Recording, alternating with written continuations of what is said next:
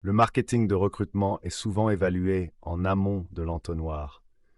Impression, clic, visite sur la page carrière et le volume de candidatures. Ces chiffres sont utiles, mais ils peuvent masquer un problème plus coûteux. Des candidats qualifiés peuvent entrer dans l'entonnoir et en sortir discrètement avant même qu'une équipe de recrutement n'ait eu l'occasion de les interroger en entretien. Cette perte n'est pas toujours due à une marque employeur faible ou à une pénurie de talent. Elle résulte souvent de petits décalages entre les différentes étapes. Une publication sur les réseaux sociaux qui promet une certaine expérience, une page carrière qui en décrit une autre, un processus de candidature trop long, un processus d'entretien sans calendrier précis, ou un silence lors de la phase d'offre qui laisse le temps à un concurrent d'agir plus rapidement. Dans le cadre de mon travail de recrutement auprès d'entreprises en pleine croissance, je constate souvent que les équipes investissent davantage dans la prospection avant de vérifier si l'entonnoir existant suffit à maintenir l'intérêt des bons candidats. Un trafic plus important ne peut pas réparer un parcours défaillant. Il ne fait qu'envoyer davantage de personnes vers les mêmes fuites. La solidité d'un entonnoir de marketing de recrutement dépend entièrement de la transition entre une décision du candidat et la suivante. Cet article présente 7 fuites courantes, les signaux qui les révèlent, ainsi que des solutions pratiques que les équipes marketing et d'acquisition de talents, ainsi que les responsables du recrutement, peuvent mettre en œuvre conjointement. Tout d'abord, cessez de considérer l'entonnoir comme un simple rapport sur les offres d'emploi. Un entonnoir de marketing de recrutement doit cartographier les décisions des candidats et non seulement les canaux utilisés par les employeurs. Un entonnoir efficace comprend 6 étapes. 1. Sensibilisation. La personne prend connaissance de l'employeur. 2. Intérêt. La personne décide que l'entreprise mérite d'être étudiée plus en détail. 3. Réflexion. La personne évalue le poste, la culture d'entreprise, le leadership et les risques. 4. Candidature. La personne consacre du temps et fournit des informations personnelles. 5. Évaluation. La personne passe par des étapes de présélection, d'entretien, d'évaluation et d'échange. 6. Engagement. La personne accepte le poste, rejoint l'entreprise et confirme que la promesse correspond bien à la réalité. La présentation d'Aspiration Marketing sur la nature du marketing de recrutement et son importance explique pourquoi les équipes de recrutement doivent attirer et accompagner les candidats plutôt que de se contenter de publier des offres d'emploi. L'étape suivante consiste à vérifier que les candidats peuvent suivre ce parcours sans rencontrer d'obstacles inutiles. La situation du marché du travail en fait un enjeu particulièrement important. L'étude Talent Trends 2025 de la HRM a révélé que 69% des organisations rencontraient encore des difficultés à recruter pour des postes à temps plein. Parmi les organisations confrontées à ces difficultés, 51% ont signalé un faible nombre de candidats et 41% ont fait état de candidats qui ne donnent plus de nouvelles. Ces résultats suggèrent que les employeurs sont confrontés à la fois à un problème d'attraction et à un problème d'engagement. Voici les fuites à examiner. Point faible numéro 1. Les contenus de notoriété s'adressent à tout le monde. La première faille apparaît lorsque le contenu lié à la marque employeur est trop général pour permettre à la bonne personne de s'y reconnaître. Des publications telles que «Nous recrutons», «Rejoignez notre formidable équipe» ou «Une superbe opportunité à saisir» peuvent certes générer de la visibilité, mais elles répondent rarement aux questions qui comptent pour un candidat spécifique. Quel type de mission vais-je avoir en charge? Qu'est-ce que je vais apprendre? Avec qui vais-je travailler? Quels problèmes l'équipe cherche-t-elle à résoudre? En quoi cette opportunité se distingue-t-elle des autres postes similaires? Quels éléments étayent les affirmations concernant la culture d'entreprise? Un contenu générique suscite un intérêt générique. Il peut en résulter un large public, mais peu motivé. Comment y remédier? Créer des profils de candidats avec la même rigueur que celle des spécialistes du marketing appliqué au profil d'acheteurs. L'objectif est de remplacer les hypothèses par une vision concrète des personnes que chaque poste doit attirer. Pour chaque famille de postes prioritaires, documentez étape de carrière, rôle actuel type, prochaine étape souhaitée, principale raison de changer d'emploi, préoccupations courantes, sources d'informations préférées, questions posées avant de postuler, éléments nécessaires pour faire confiance à un employeur. Créez ensuite du contenu adapté à ces décisions. Un ingénieur senior peut accorder de l'importance à l'autonomie technique et à la maîtrise de l'architecture. Un manager débutant peut rechercher un accompagnement dans son rôle de coach. Un commercial peut avoir besoin de précision concernant son territoire de vente, la définition de ses quotas et la qualité des prospects. Indicateur à surveiller. Ne jugez pas le contenu de sensibilisation uniquement à l'aune de sa portée. Comparez le pourcentage de visiteurs issus de chaque campagne qui consultent une offre d'emploi pertinente, reviennent sur le site de recrutement, rejoignent une communauté de talents ou entament une candidature. Faille numéro 2. Les affirmations relatives à la marque employeur manquent de preuves.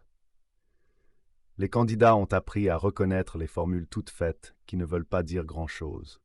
L'humain d'abord, dynamique, innovant et collaboratif apparaissent sur des milliers de pages de carrière. Le problème ne réside pas dans les mots eux-mêmes, mais dans l'absence de preuves. Une marque employeur forte doit communiquer une proposition de valeur crédible à ses collaborateurs. Lorsque le message public ne correspond pas aux avis des collaborateurs, au comportement observé lors des entretiens, à la communication de la direction ou au poste réel, les candidats ressentent un manque de confiance. Comment y remédier? Remplacer les affirmations générales par des preuves tangibles. Au lieu de dire « nous favorisons l'évolution de carrière », montrez un parcours de progression type, les compétences que les collaborateurs peuvent développer, des exemples de mobilité interne, des budgets ou des programmes de formation. À quelle fréquence ont lieu les entretiens de développement? Témoignages d'employés ayant accédé à de nouvelles responsabilités. Au lieu de dire « nous accordons de l'importance à la flexibilité », expliquez. Si le poste est à distance, hybride ou sur site, quels horaires doivent se chevaucher? Comment les équipes collaborent entre les différents sites? Si la flexibilité varie selon les postes, quel équipement ou quel soutien est fourni? Les témoignages rédigés par les employés sont particulièrement utiles lorsqu'ils sont concrets. Demandez aux employés de décrire une décision, un projet, un défi ou un moment d'apprentissage réel, plutôt que de fournir un témoignage pré-rédigé. Indicateur à surveiller. Identifiez les pages de marque employeur que les candidats consultent avant de postuler, puis comparez les taux de finalisation des candidatures, d'acceptation des entretiens et d'acceptation des offres selon leur exposition au contenu. Surveillez également les thèmes abordés par les candidats lors des entretiens. Si les candidats reprennent, avec leurs propres mots, la proposition de valeur que vous souhaitez véhiculer, c'est que votre message passe clairement. Faute numéro 3. La page carrière cache les informations dont les candidats ont besoin. Un candidat peut apprécier la marque et pourtant renoncer à postuler parce que la page carrière ne lui permet pas d'évaluer correctement les risques. Parmi les lacunes courantes, on peut citer absence de fourchette salariale, des attentes vagues concernant le lieu de travail, une hiérarchie peu claire, absence de description du processus de recrutement, avantages sociaux énumérés sans précision sur les conditions d'éligibilité, responsabilités copiées à partir d'une fiche de poste interne, de longs paragraphes sans exemple concret, aucune indication sur la date de publication ou de mise à jour de l'offre d'emploi. Les équipes marketing optimisent parfois les pages carrière pour inspirer le visiteur, alors que les candidats ont besoin d'informations pour prendre une décision. Une page réussie doit répondre à ces deux besoins. Comment y remédier? Concevez chaque page d'offre d'emploi en fonction des questions des candidats et non selon le modèle d'approbation interne de l'entreprise. Voici une structure utile. 1. Pourquoi ce poste existe-t-il? 2. Quelles seront les responsabilités de la personne? 3. À quoi ressemblera la réussite au cours des 6 à 12 premiers mois? 4. Compétences indispensables et souhaitées. 5. Le contexte de l'équipe et du responsable. 6. Rémunération et avantages sociaux. 7. Lieu de travail et horaires attendus. 8.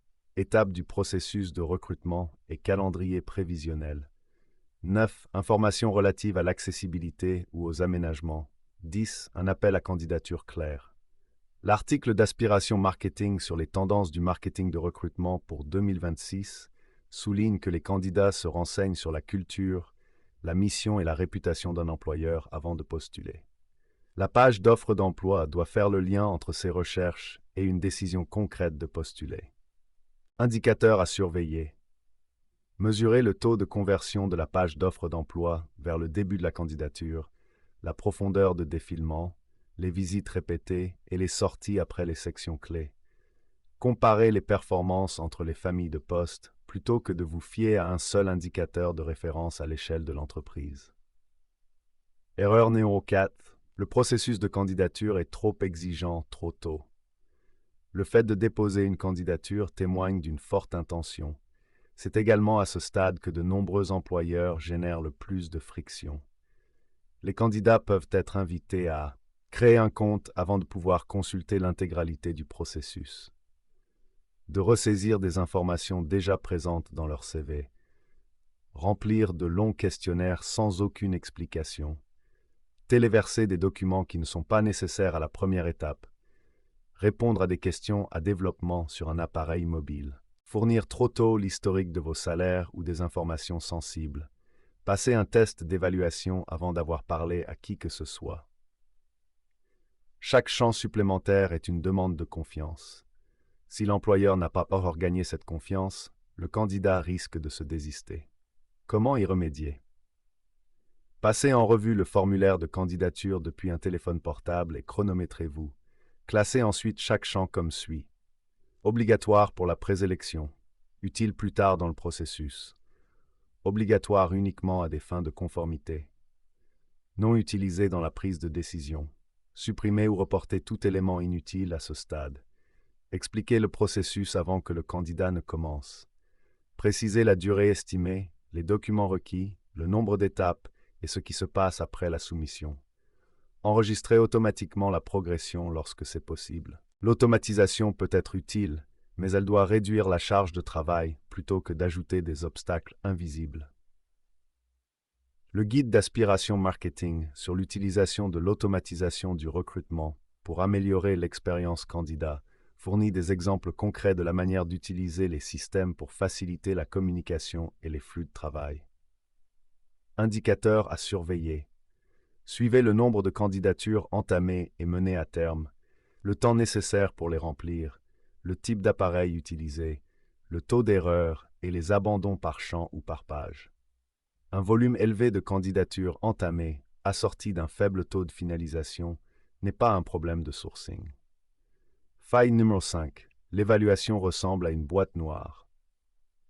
Une fois que les candidats entrent dans les phases de présélection et d'entretien, le marketing de recrutement ne s'arrête pas. Chaque interaction devient un élément qui reflète l'image de marque de l'employeur. Le silence, les questions répétées, les recruteurs mal préparés, les évaluations inexpliquées et les délais changeants affaiblissent la confiance.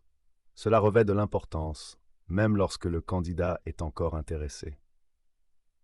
L'étude Future of Recruiting de LinkedIn a révélé que 89% des professionnels de l'acquisition de talents s'attendaient à ce que la mesure de la qualité des embauches devienne de plus en plus importante. Mais seuls 25% se disaient très confiants dans la capacité de leur organisation à la mesurer. Cet écart rappelle que les équipes de recrutement ont besoin de critères d'évaluation cohérents et non simplement d'un plus grand nombre d'entretiens. Comment y remédier? Fournissez aux candidats un schéma du processus comprenant les étapes de l'entretien, l'objectif de chaque étape, la durée prévue, les noms ou fonctions des examinateurs, exigences en matière de préparation, format d'évaluation, délai de décision, personnes à contacter en cas de question. En interne, attribuez une compétence à chaque étape de l'entretien. Évitez de demander à chaque examinateur d'évaluer l'adéquation. Définissez les éléments à recueillir, la manière dont ils seront consignés, ainsi que la personne qui prendra la décision finale. La communication doit se poursuivre même en l'absence de décision. Une brève mise à jour, telle que « Nous sommes en train de finaliser le comité d'évaluation et nous comptons vous tenir informés d'ici jeudi », inspire davantage confiance que le silence. Indicateurs à surveiller. Mesurez les délais entre les étapes, les reports d'entretien, les désistements de candidats, les délais de réponse, la remise des retours d'expérience et la satisfaction des candidats à chaque étape. Ventiler les données par responsable du recrutement et par service afin d'identifier les goulots d'étranglement opérationnels. Faille numéro 6. Le contenu et les conversations avec les recruteurs ne concordent pas. Le service marketing peut vanter son autonomie, tandis que le recruteur décrit un environnement très contrôlé. La page carrière peut promettre une évolution rapide, alors que le responsable du recrutement est incapable d'expliquer les perspectives d'évolution. Une publication sur les réseaux sociaux peut mettre en avant le télétravail, alors que l'entretien révèle une présence fréquente au bureau. Ces contradictions sont plus préjudiciables qu'un message imparfait, car elles suggèrent que l'employeur ne comprend pas sa propre offre. Comment y remédier? Élaborer un brief de communication de recrutement pour chaque poste prioritaire. Il doit inclure l'objectif du poste, la proposition de valeur pour le candidat, des éléments probants à l'appui de chaque affirmation, les attentes non négociables, foire aux questions, formulation approuvée concernant la rémunération, défis connus, raisons pour lesquelles les personnes réussissent ou rencontrent des difficultés, formulation à éviter. C'est là que le marketing et le recrutement doivent travailler main dans la main. Le marketing de contenu peut attirer le bon public, mais les recruteurs et les responsables du recrutement doivent poursuivre sur la même lancée. L'article d'Aspiration Marketing, consacré au marketing de contenu dans le recrutement, explique comment un contenu pertinent favorise l'attraction des talents. La cohérence du message détermine si cet intérêt perdure tout au long du processus. Indicateurs à surveiller. Examiner les questions des candidats, les objections à l'offre d'emploi, les réponses aux enquêtes auprès des nouvelles recrues et les entretiens sur les départs précoces. Des surprises récurrentes indiquent un décalage entre le message public et la réalité du poste. Faute numéro 7. Considérer l'acceptation de l'offre comme la ligne d'arrivée. Un candidat qui accepte une offre n'a pas pour autant cessé d'évaluer l'employeur. La période entre l'acceptation et l'entrée en fonction peut comporter des délais de préavis, des contre-offres, des vérifications d'antécédents, des formalités administratives, une éventuelle relocalisation et des incertitudes quant au premier jour. Lorsque la communication s'essouffle, les concurrents et l'employeur actuel peuvent remettre en question la décision. Comment y remédier? Concevez une séquence de communication de préintégration utile plutôt que promotionnelle. Elle peut inclure la confirmation des étapes terminées et en cours, un calendrier réaliste pour la vérification des antécédents, les détails concernant le premier jour, un message de bienvenue du responsable, la présentation de l'équipe, documents requis, configuration du matériel ou du système, conseils pour l'installation, un interlocuteur pour toute question, contenu facultatif sur la culture d'entreprise ou les produits. N'inondez pas le nouvel employé d'emails génériques. Chaque message doit dissiper ses doutes ou l'aider à se préparer. Indicateurs à surveiller. Suivez l'acceptation des offres, les désistements entre l'offre et la prise de fonction, les retards dans la vérification des antécédents, la finalisation des documents et la présence le premier jour. Analysez les raisons des désistements de la même manière qu'une équipe marketing analyse les opportunités manquées. Créez un tableau de bord unique regroupant le marketing et le recrutement. La plus grande erreur en matière de mesure consiste à séparer les données marketing des résultats de recrutement. Le marketing peut rendre compte de l'audience et des clics. Le service d'acquisition de talents peut rendre compte du nombre de candidats et d'embauches. Les responsables du recrutement peuvent se concentrer sur les performances lors des entretiens. Les RH peuvent suivre le taux de départ précoce. Chacune de ces perspectives est incomplète, prise isolément. Créer un tableau de bord partagé avec des indicateurs par étape. Notoriété. Visite du site carrière. Visite du site carrière vers la page de l'offre d'emploi. Passage de la consultation de la page de l'offre d'emploi au lancement de la candidature. Déroulement de la candidature, du début à la fin, de la candidature à la présélection, de la présélection à l'entretien, de l'entretien à l'offre d'embauche, de l'offre à l'acceptation, de l'acceptation à la prise de fonction, du début à la rétention à 90 jours. Ajoutez les dimensions durée, source, famille de poste, lieu, et responsable du recrutement. L'objectif n'est pas de créer un modèle d'attribution parfait, mais d'identifier à quel stade les candidats qualifiés cessent d'avancer dans le processus et de déterminer si cette perte est due au message, au processus, à la rapidité ou à l'adéquation au poste. Utilisez les taux de conversion avec prudence. Un taux de candidature plus faible peut être bénéfique si un contenu plus clair dissuade les candidats inadaptés tout en augmentant le pourcentage de candidats qualifiés. Le volume n'est pas automatiquement synonyme de réussite. Plan de réorganisation de l'entonnoir de recrutement en 30 jours. Une transformation complète n'est pas nécessaire pour obtenir des améliorations significatives. Commencez par une famille de postes hautement prioritaires. Semaine 1. Cartographier le parcours du candidat. Répertoriez chaque page, message, formulaire, entretien, évaluation et délai d'attente. Indiquez le responsable et la durée prévue pour chaque étape. Semaine 2. Analysez les données.